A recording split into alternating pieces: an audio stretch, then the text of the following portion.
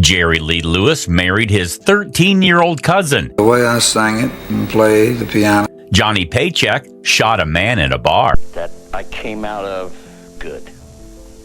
And Spade Cooley beat his wife to death. See that gal with the red dress on, some folks. Who were the worst? Which one shocked the world most? And why? Number 20, Toby Keith. We got winners, we got losers, chain smokers and boozers. Toby Keith's rise from Oklahoma bars to $365 million net worth came with a heavy price: ego. People who worked under him didn't describe a leader, they described a dictator. Tour managers said he berate sound techs for missing his lighting cue by half a second. Crew members joked that getting yelled at by Toby was part of the job. His feuds became industry folklore. Natalie Maines, Chris Christopherson, even radio hosts who dared to criticize him. In 2003, Keith famously blew up backstage when a journalist questioned his patriotism, screaming so loudly the entire press tent went silent.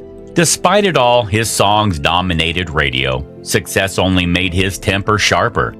He treated fame like a weapon, not a gift. And if Toby ruled with rage, the next star took rage and made it personal. Every tantrum was a performance. Number 19, Dwight Yoakam. I don't taste so sweet. Now his guitars can. Dwight Yoakam wasn't violent, but he was brutal in another way. Through pressure. He expected perfectionism from everyone but himself. Former bandmates told Rolling Stone that he'd rehearse for 14 hours straight, then fire a guitarist for not catching the heartbeat. During his Guitars, Cadillac, etc. tour, 2 roadies quit after he screamed at them for setting his mic 3 inches too low. Even on film sets, directors described him as intense to the point of exhausting. During Sling Blade 1996, he'd rewrite dialogue on the spot, claiming he could hear it better. Crew members called him brilliant, but unbearable. He demanded loyalty, and when he didn't get it, he'd cut ties instantly. To Dwight, control meant survival. But where he used control to protect his image, the next outlaw used chaos to destroy his, faster than anyone thought possible. Number 18, Steve Earle. I wish I'd never come back home. Head don't pay right since I've been. Steve Earle's genius was undeniable, but so was his self-destruction. By 1994, he'd been arrested multiple times for heroin and cocaine possession. In one infamous show in Austin, he walked on stage barefoot, slurred his lyrics, and passed out mid-song. That same year, he smashed a microphone through a stage monitor after claiming the sound was judging me. Friends say Earle lived on black coffee, whiskey, and rage. His weight plummeted. His record label dropped him, and his marriage collapsed. When police finally busted him, he said, "I wasn't arrested, I was rescued." After rehab, he clawed back with Train A-Comin' in 1995. But the scars stayed. He said later, "I was looking for the bottom. Turns out, it was deeper than I thought." And while Steve's destruction came from within, the next singer turned his violence outward, especially against the people closest to him. Number 17, Ray Price. We had some time to spend together. Ray Price looked every bit the Southern gentleman. Perfect hair, crisp suits, slow Texas drawl. But behind that charm, his temper ruled. In 1958, police records show he was arrested for domestic assault after a drunken fight with his wife. He denied it publicly, but the charges were real. Bandmates described him as a man who could go from calm to chaos in seconds. If a musician missed a note, Ray would stop the show to humiliate them on stage. In private, jealousy drove him mad. He once smashed a bottle after seeing his wife talk to another man at a dance. Ironically, He sang songs about heartbreak and forgiveness while living the opposite. By the 70s, most musicians refused to tour with him. And while Ray's violence hid under politeness, the next man didn't bother hiding it at all. He wore his demons like a badge. Number 16, Lefty Frizzell. Back out here on the stage. Help me get Marty back out. Come on out here, Marty. Anybody see Marty? Lefty Frizzell could sing heartbreak like nobody else, but he caused plenty of it too. During the 1950s, his drinking was constant. Promoters said he'd show up slurring, sometimes hours late, then pick fights with bandmates before hitting the stage. One night in Dallas, he forgot half his lyrics, hurled the mic stand into the crowd, and stormed off. RCA nearly dropped him 3 times for conduct unbecoming. Even Hank Williams told a friend, Lefty drinks like he's racing the devil. He cheated on his wife, alienated friends, and lost fortune after fortune. By 1975, he was broke, sick, and alone, dead at 47 from a stroke that doctors blamed on years of heavy drinking. Lefty burned bright and fast, but he left behind a trail of people he'd hurt, and yet even he never tried to control someone's soul the way the next man did. Number 15, Porter Wagoner. All right then, got out and hurried in, my mind not on the cold heart. Porter Wagoner's smile lit up TV screens, but Dolly Parton lived through the shadows behind it. She joined his show in 1967. Within 2 years, he controlled every part of her life. What she wore, who she talked to, what she sang. When she told him she wanted to go solo, he exploded. She wrote, "I will always love you" to say goodbye. He didn't take it as a love song, it was betrayal. In 1979, he sued her for $3 million, claiming she owed him for her success. Dolly quietly settled out of court just to move on. Porter later admitted, "I couldn't stand losing her. That was the truth. His ego couldn't stand her independence." But where Porter tried to control one woman, the next man tried to control everyone around him, and did it with an iron smile. Number 14, Buck Owens. Dwight Yoakam, we all take a band and we go to the studio and we make records, you know. Buck Owens seems like a good guy. You know, that pleasant voice on Hee Haw, wearing that signature flat-topped hair, smiling at the camera. But behind that image, not so friendly. He ran things like a boss from hell. Guys who worked for him later said he would dock people's pay for being even a minute late. He'd scold musicians for missing a beat as though it ruined everything. He owned his own radio stations, record labels, even had control over publishing rights, which meant if someone slipped, he could cut them off. Some staff says he'd humiliate people publicly over small mistakes. He wasn't just strict, he was controlling. And while this public image stayed squeaky clean, those who really knew him say he could be cold. And as controlling as Buck was, the next guy had dark energy, trouble, and real danger in his vocal cords. Number 13, Hank Williams Jr. Over the hill, that's one place I won't go. Hank Jr. didn't grow into fame quietly. He stomped into it with a chip on his shoulder. He inherited his famous name, which gave him big expectations, and he fought them loudly. He had fistfights over critics over what he considered disrespectful questions. Once, he punched a reporter who called him washed up. He nearly died in 1975 during that famous mountain fall. Doctors broke his skull in 7 places. His face had 47 fractures. After that, instead of slowing down, he used the pain and anger and the survival to fuel more political tirades. He said things on live TV that made some networks drop him. One time, ESPN canceled his appearances because of controversial comments about politics. He became as famous for his outbursts as his songs. Even so, the next man can make him look measured when cocaine, rage, and outlaw status collided. Number 12, Merle Haggard. back before Elvis, before Vietnam. Merle Haggard wrote songs about the working man, pain, and redemption. But when he drank, he could become mean in a big way. Bandmates tell stories of nights when Merle stopped shows, pointed fingers, and told people they weren't worthy, or they were phoning it in. Once, he fired his entire band during sound check in Tulsa because he said they looked bored. That meant no show that night. His early life included a stint in San Quentin. He understood prison, regret, and damage. But even after success, he sometimes treated musicians like things he could discard. Critics say he paid less attention to people than to performance. Others say he'd be generous in song royalties but strict about discipline. He was complicated, warm in many songs, cold in many tours. Still, the next outlaw was louder, riskier, and in full-blown chaos on and off stage. Number 11, Waylon Jennings. Always been crazy in the trouble that it's put me through. Waylon didn't mellow in the studio. He destroyed it.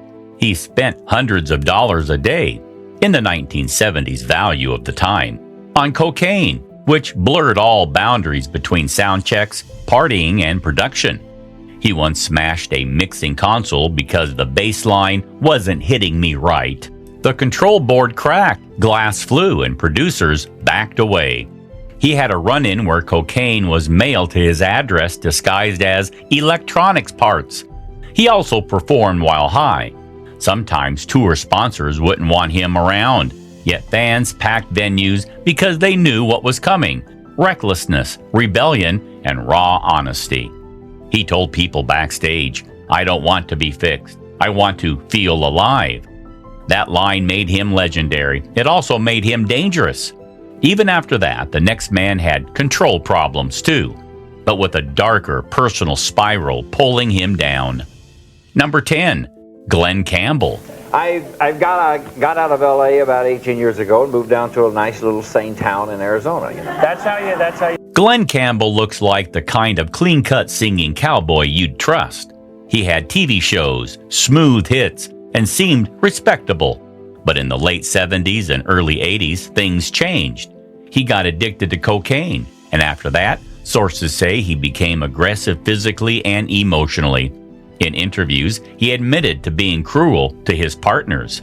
Reports from Tanya Tucker's camp said arguments in hotels got loud, sometimes destructive. He would break furniture. He once said in a confessional tone that he damaged relationships because I was messed up. His image cracked. People who once adored him started saying, "We didn't know that side of him." He cleaned up eventually, but the damage wasn't forgettable. And while Glenn's spiral was tragic, it was only part of the darker world that the next few stories fully exposed. Number 9, Tammy Wynette sells heartbreak, but sometimes she made heartbreak happen. She was married 5 times, and lovers often described her as both passionate and cold. During her split with George Jones, she claimed she'd been kidnapped, wearing a black eye, which turned into a massive media story. But police never verified key parts of her story. Many insiders believe she fabricated elements to protect her image or to gain sympathy. Her hit, "Stand By Your Man," earned Grammy love, but critics said it reinforced women's submission. She knew controversy sold records. At her peak, she toured relentlessly, over 200 shows a year during the 1970s, even when her health suffered. One ex-partner told friends she knew how to hurt you and how to make the world think you hurt her instead. And while Tammy could break a heart with a lyric, the next man could almost break a person permanently. Number 8, David Allan Coe. My mama went to church and my daddy went to bars, and most people just called it the hillbilly part of town. David Allan Coe made villainy part of his brand. He claimed he spent 8 years in prison fighting off inmate rapists. The court records show he did only 1 year. He often exaggerated his past to match the image. In 1982, he released bootleg albums with slurs, cruel sexual content, and violent racism. He defended them in interviews. I write what people won't say. Many radio stations refused to play his music. Major labels dropped him over it. Yet, some fans saw honesty in his brutal lyrics.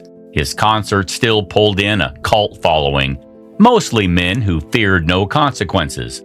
He leaned into the evil image, sometimes dressing in skeleton or devil motifs on stage. And even as Coe grew colder, the next man seemed colder still, not just in words, but in deeds. Number 7, Billy Joe Shaver.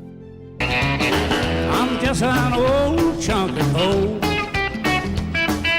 but I'm gonna be a diamond. Billy Joe Shaver had outlaw music written in his bones, and outlaw action wrote his story. In April 2007, during a dispute in a bar in Lorena, Texas, Shaver shot Billy Bryant Coker in the face with a .22 caliber pistol. Coker survived, barely. At trial, Shaver stood in court and said he needed killing. The jury eventually found him not guilty after he claimed self-defense. Shaver told press he didn't want fame from the shooting, but one of his songs afterward referenced the incident. He refused to say sorry. In interviews, he sounded proud, not regretful. Fans saw the defiance, others saw menace. He stayed bitter about his enemies until the end. And while Billy Joe's violence was shocking, the next man's bitterness spilled from his rifle into jail time. Number 6, Johnny Paycheck. Last night I couldn't hardly. Johnny Paycheck's "Take This Job and Shove It" made him a working-class hero, but the bullet he fired in 1985 told a darker truth. The argument started over a deer head on a barroom wall in Hillsboro, Ohio. Paycheck pulled a pistol and shot a man in the head. The victim survived. He was sentenced to 7 years, but served nearly 2 years before getting paroled. In prison interviews, Paycheck joked about the shooting, saying he learned plenty in the big house. His humor didn't win anyone over. Some said he treated the whole thing like a badge. After release, he went back to singing, but bars and promoters quietly asked if he'd mellowed. He never seemed ashamed, just hardened. And while Paycheck's violence was serious, the next man poured Moscow mules of chaos into entire relationships and reputations. Number 5, George Jones. How y'all doing? All right, I tell you what, I'm happy. George No-Show Jones had the voice of heartbreak and the reputation for unhinged brutality. He missed more than half his shows in some years. He once ran off with a loaded gun after an argument. Stories say he fired at crows outside his home during a blackout, laughing that they needed thinning. He drank 2 bottles of vodka a day during peak years. Bandmates said sometimes he could sing 2 flawless songs while still slurring, only to collapse minutes later. His ex, Tammy Wynette, and others said they feared him. He lived nearly 70 years, but always seemed trapped by something inside. And if George dominated the chaos of living, the next man destroyed everything around him in collapse. Number 4, Jerry Lee Lewis. The way I sang it and play the piano and do it, if it's a part of a communist plot. Jerry Lee Lewis was terrifying and non-stoppable. At age 22, he married his 13-year-old cousin, Myra Gale Brown. News that destroyed his 1958 UK tour suddenly. The world called him scandalous. He didn't back down. He drank like a man possessed. Once, after an argument, he fired into a floor and the bullet hit his bass's chest. The man survived, but told friends he never knew whether Jerry was going to kill me or hug me. He later made a drunken trip to Elvis Presley's mansion, demanding a private chat, gun in hand, insisting Elvis owed him a meeting. Elvis had police escort him away. Jerry was both musical genius and personal terror. And while Jerry Lee's storms were public, the next man's final act was deadly quiet and permanent. Number 3, Hank Williams Sr. Just for you. What is it? It's called Hey Good Looking. Oh. Hank Williams Sr. gave America "I'm So Lonesome I Could Cry," but he was behind many real heartbreaks. He often missed shows. By the time he was 27, he was addicted to morphine and whiskey. His old rodeo injury left him in chronic pain, which he numbed with drugs. The Grand Ole Opry twice suspended him for intoxication. He was married to Audrey Williams. Their relationship was volatile, abusive. He vanished on long binges, then came back to perform with slurred speech. On New Year's Day, 1953, age 29, he died in the back seat of a car, morphine and alcohol in his system. He left behind a music revolution and broken relationships. Even his best songs seemed stained with the cries of a lost, damaged man. And while Hank Sr. died young, burning out, the final man on our list made his darkest moment live on, and it changed everything. At number 2, Jimmie Allen. You take another step, there's something you should know. Jimmie Allen looked like the friendly blue-collar voice of modern country. Smooth delivery, heartfelt lyrics, wide appeal. But beneath that charm, serious accusations exposed a darker side. A woman known only as Jane Doe filed a civil lawsuit in Tennessee, claiming Allen sexually assaulted her in a Las Vegas hotel room in 2022 and secretly recorded the encounter without her consent. He denied the allegations, but in 2025, a court entered default judgment against him for failing to meet procedural deadlines. He was ordered to pay nearly $6,000 in attorney's fees. Allen says he is innocent. Critics say he treated fame like leverage, not responsibility. And at number 1, Spade Cooley. See that gal with the red dress on? Some folks call her Diana. Spade Cooley was a star. He fronted his own TV show, sold hit records, and was crowned the king of Western swing. Yet, on April 3, 1961, everything changed. After accusing his wife, Ella May, of infidelity, Cooley brutally beat her to death, then stood over her body, telling officers, "She is dead, just like I done her." His 14-year-old daughter witnessed the crime. Authorities found 26 blunt force wounds on her skull. Cooley claimed extreme jealousy, but experts said the violence was deliberate and repeated. He was convicted, got a life sentence in California's Vacaville prison. In 1969, granted temporary furlough for a performance. He stepped off stage and died of a heart attack. He never saw freedom again. Country historians often call this case its darkest. You've just touched the dark underbelly of country music's golden age. Want more stories they tried to erase?